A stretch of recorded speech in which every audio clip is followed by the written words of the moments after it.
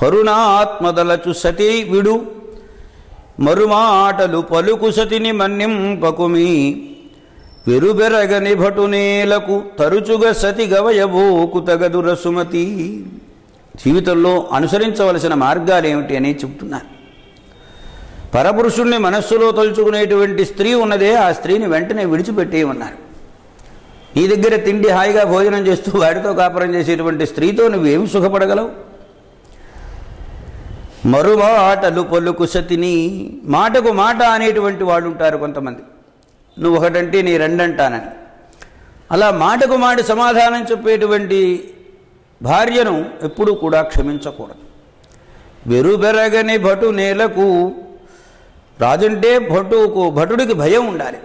ఆ భయం లేక భయాన్ని విడిచిపెట్టి విచ్చలబడిగా ఉండేటువంటి వాడిని కొలువులో ఉంచబోకవయ్యా. తరుచుగా సతి గవయబోకు తగదుర సుమతి.